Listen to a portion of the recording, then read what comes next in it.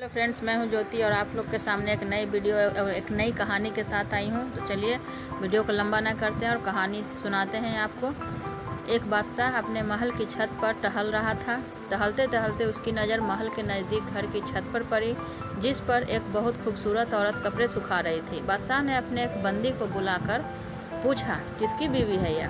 बंदी ने कहा, बादशाह सलामत, यह आपके गुलाम फिरोज की बीवी है। बादशाह नीचे उतरा।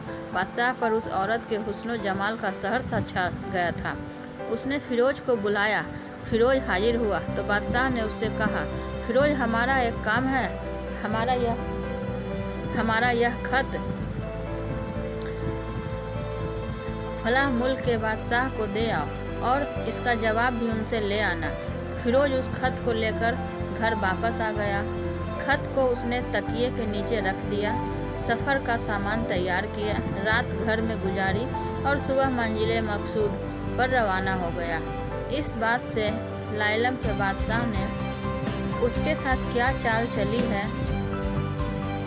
इधर जैसे ही फिरोज नज़र से ओझल हुआ, बादशाह चुपके से फिरोज के घर पहुंचा और आहिस्ता से फिरोज के घर का दरवाज़ा खटखटाया। फिरोज की बीवी ने कहा, कौन है? बादशाह ने कहा, मैं बादशाह हूँ, तुम्हारे शौहर का मालिक। तो उसने दरवाज़ा खोला। बादशाह अंदर आकर बैठ गया। फिरोज की बीवी ने हैरान होकर कहा, आज बादशाह सलामत यहाँ हमारे गरीब खाने में? बादशाह ने कहा, मैं यहाँ मेहमान बनकर आया हूँ।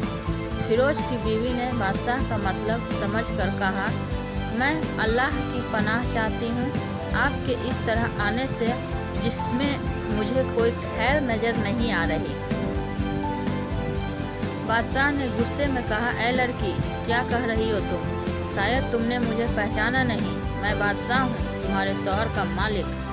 फिरोज की बीवी ने कहा, बादशाह सलामत, मैं जानती हूँ कि आप ही बादशाह हैं, लेकिन बुजुर्ग कह गए हैं, शेर को अगरचे जितनी ही भूख लगी हो, वह मुर्दरा तो नहीं खाना शुरू कर देता। और कहा, बादशाह सलामत, तुम उस कटोरे में पानी पीने आए हो जिसमें तुम्हारे कुत्ते ने पानी पिया है। बादशाह उस औरत की बातों से बड़ा शर्मसार हुआ और उसके छोड़कर वापस चला गया, लेकिन उसने चप्पल वहीं भूल गया। यह सब तो बादशाह की तरफ से हुआ। अब फिरोज को आधे रास्ते में याद आया कि जो खत उसने बादशाह ने दिया था वह तो घर पर ही छोड़ आया है। उसने घोड़े को तेजी से वापस मोड़ा और अपने घर की तरफ लपका। फिरोज अपने घर पहुंचा तो तकिए के नीचे से खत निकालते वक्त उसकी नज़र पलंग के नीचे पड़े बादशाह के नालैन चप्पल पर पड़ी, जो वह जल्दी में भूल गया था। फिरोज का वापस आना तो बादशाह ने उसे इनाम के तौर पर 100 दिनार दिए। फिरोज दिनार लेकर बाजार गया और औरतों के इस्तेमाल करने वाली कीमती कपड़े और कुछ तोहफे भी खरीद लिए। घर पहुंचकर बीवी को सलाम किया और कहा, चलो तुम्हारे मायके चलते हैं। बीवी ने पूछा, यह क्या है? कहा, बादशाह ने